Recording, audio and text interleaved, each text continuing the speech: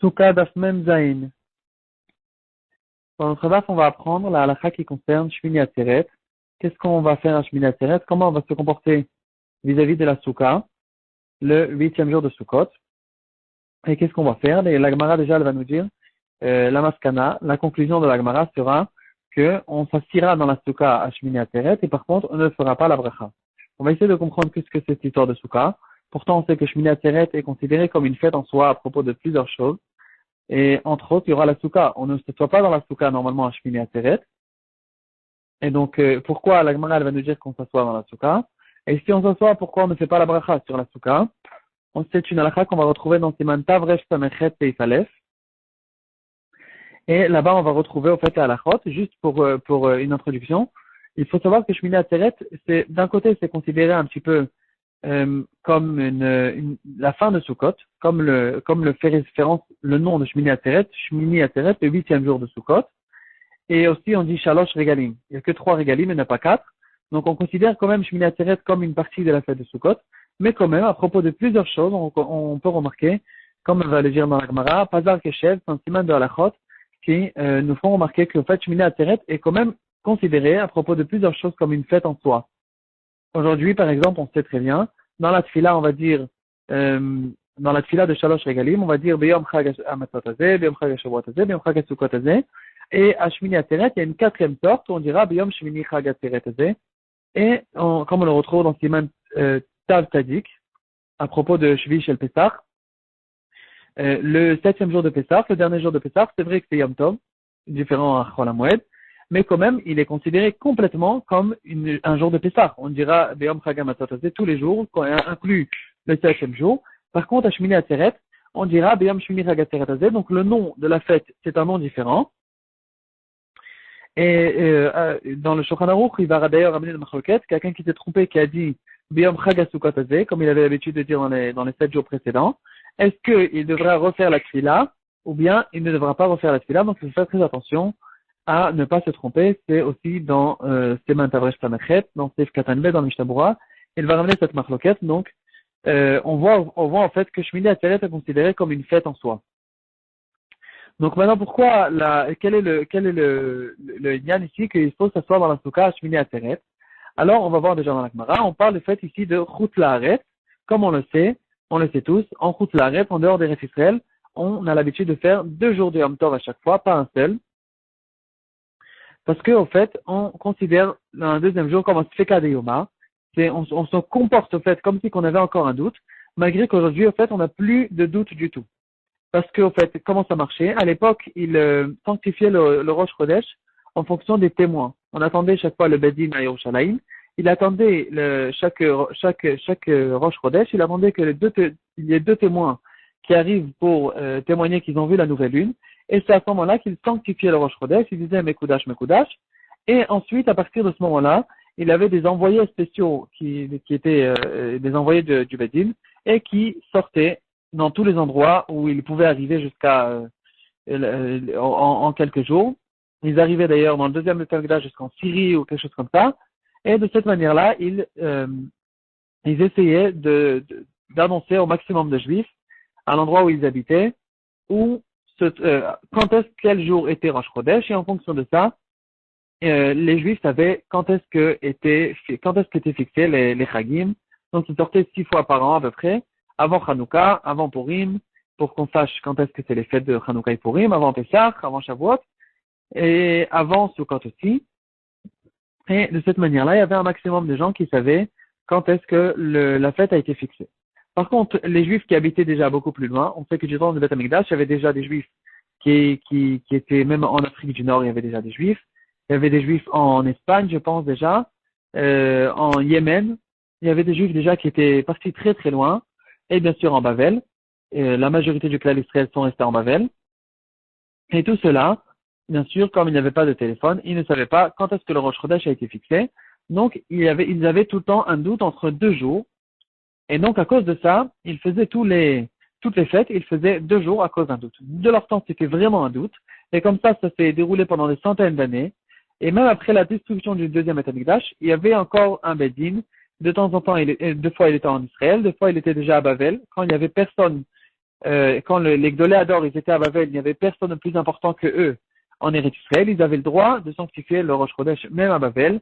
Et comme ça, quelques centaines d'années plus tard, après la destruction du Beth Amikdash, Hillel, du temps des Amoraïm, un des Amoraïm qui s'appelait Hillel, qui était l'arrière petit-fils de Rabbi Yehuda Hanassi, ou peut-être pas tellement arrière petit-fils, c'était un des descendants de Rabbi Yehuda Hanassi, plusieurs générations plus tard, et lui, il a instauré le calendrier qu'on connaît, et il a été Mekadesh, il a sanctifié tous les Rashi Chodesh de tous les temps, jusqu'à la fin du 6e millénaire. Et c'est ça, au fait, le calendrier qu'on connaît jusqu'à aujourd'hui. Mais quand même, il est Messia, il n'a pas changé le minag en disant que maintenant, ça y est, tout le monde a le calendrier et on peut déjà savoir, même dans 5 ans, quand est-ce que ça sera tel et tel Rosh Chodesh, quand est-ce que tel et tel Pessah sera. Quand même, il est Messia, il avait un chachash que, à cause des galouillottes, à cause des exils et des tarots que le clan Israël peuvent endurer, que ce calendrier, la chorma de ce calendrier va être oubliée, le calcul va être oublié et les gens, ils vont retomber dans un safek.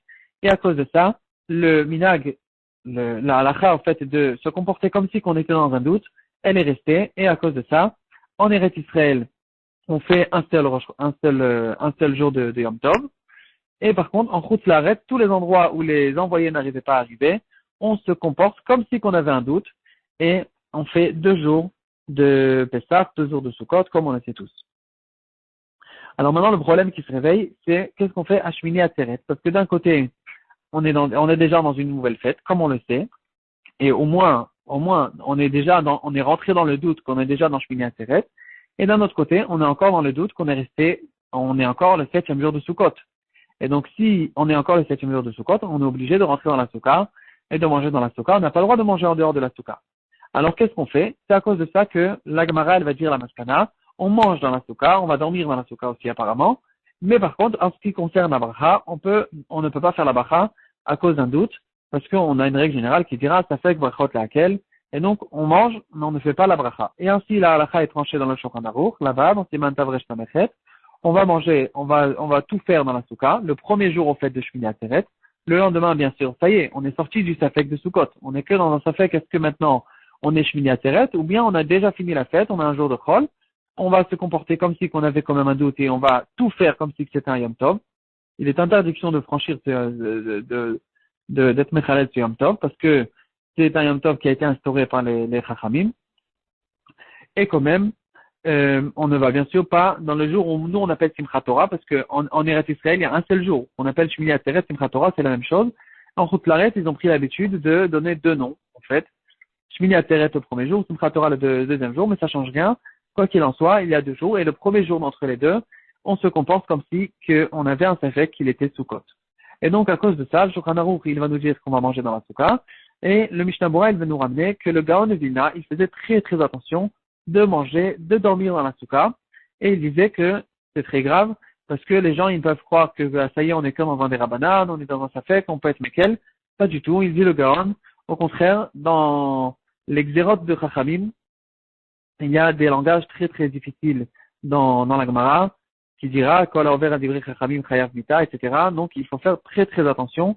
D'après le Gaon de Vilna, aussi le Rabbi Meir Mepri Mishlan, on disait aussi qu'il faisait très attention à propos de Yom Tov Sheni de manière générale. Il mangeait, il dormait dans la Soukha, et aussi le 8e jour de Pessah, il faisait très attention. Il mangeait de la matzah, il ne mangeait pas du chametz, bien sûr, bon comme tout le monde. Mais en tout cas, ils étaient très très makpidim en ce qui concerne le Yom Tov Sheni de Sukkot. Par contre, il y a ici quand même un problème qui peut se réveiller, ça s'appelle Baal Tosif. On sait qu'on n'a pas le droit de rajouter sur la mitzvot. Par exemple, si la Torah nous a dit de faire 3 brachot dans les 4 kohanim, on n'a pas le droit d'en rajouter, d'en faire 4.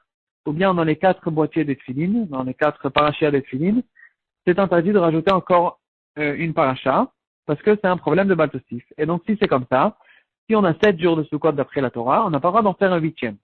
Donc ici, il faudra faire attention. En ce qui concerne justement ce Shmini Atzeret, comment est-ce qu'on peut manger dans la Soukha? Alors que d'un côté, c'est vrai qu'on a mangé dans la Soukha, mais d'un autre côté, on rencontre peut-être un problème de Baal Tosif. Et donc la réponse, elle sera simple. Dans Baal Tosif, c'est que quand on a une intention claire de faire une mitzvah, de rajouter sur la mitzvah. Par contre, quand j'ai pas l'intention de rajouter sur la mitzvah parce que je le fais que à cause d'un doute, ou bien dans mon attitude, c'est pas clair que je suis en train d'essayer de faire une mitzvah de force, alors que je ne suis pas censé la faire, de rajouter sur la mitzvah, dans ce cas-là, ce ne sera pas un problème de baltosif. Mais quand même, à cause de ça, il y a eu plusieurs minagim qui se sont déroulés. Et en ce qui concerne justement ce Shmini Atzeret, certains avaient l'habitude de manger dans la souka, parce que quand on va manger, c'est pas très clair. Certaines personnes, des fois, ils ont l'habitude de manger dans leur balcon, de manger dans des cabanes pour pique-niquer, etc. Donc, on peut dire que je profite, en fait, parce que j'aime bien avoir de l'air, etc. Je profite de manger dans la souka, mais par contre, pour dormir, là, c'est déjà beaucoup plus clair que je le fais que pour la mitzvah. Et si c'est comme ça, certains disaient qu'il y a peut-être ici un problème de baltosif. Et donc, ils disaient, on mange dans la souka, mais on ne va pas dormir dans la souka. C'est quand même différent de ce qui a été écrit dans la pashtout du Shulchan Aruch, mais le Mishnah Bora, quand même, il ramène ce minag-là, certains avaient l'habitude de manger dans la souka, et le Maharil, c'est lui qui disait qu'on ne va pas forcément, d'après tout le monde, dormir dans la souka, donc chacun fera en fonction de son minag. Il y a aussi plusieurs minagim qui se sont déroulés, par exemple, il y en avait qui ont l'habitude de faire le kiddush et amoti dans la souka, et ensuite rentrer à la maison pour manger. D'autres, dans des keilot chassidiot, il y en a qui ont pris l'habitude même de ne pas manger dans la souka, mais de manger le matin. Ils faisaient kiddush le matin avec des maisonnotes dans la souka, et ils rentraient à la maison, et il y en a carrément qui ont pris l'habitude chez les chassidim de ne ni manger ni dormir dans la souka, comme si on avait fini le soukot. Et ça, normalement, c'est contre le Shulchan Aruch et c'est contre aussi la Gemara, qui dira que à Shmini Atzeret, on fait attention quand même de manger dans la souka. Le Aruch HaShulchan, il essaye quand même de répondre comment est-ce qu'ils ont pris cette habitude-là, qui normalement elle est contradictoire à la Gemara. Et il a dit que dans les pays qui étaient des pays très froids, dans l'Europe de l'Est, etc., quand on va se forcer à rentrer dans la souka quand même alors qu'on gèle, qu'on a très froid, et donc on dirait qu'on se force à le faire que pour la mitzvah. C'est-à-dire, je peux pas venir et dire que je suis en train de profiter et de kiffer ma souka, et c'est à cause de ça que que je continue à manger dans ma souka. C'est clair que je le fais que à cause du crachage de la mitzvah, et donc il y a ici peut-être un problème de batosif, mais quand même, le Shulchan Aruch, il reste clair. La halakha, elle est qu'on va quand même manger dans la souka, on va même apparemment dormir dans la souka. Bon, en ce qui concerne dormir, il y en a qui sont déjà plus méquels, mais quand même, on va se comporter comme si on était un jour normal de Sukkot. C'est juste en ce qui concerne la bracha qu'on ne va pas faire la bracha.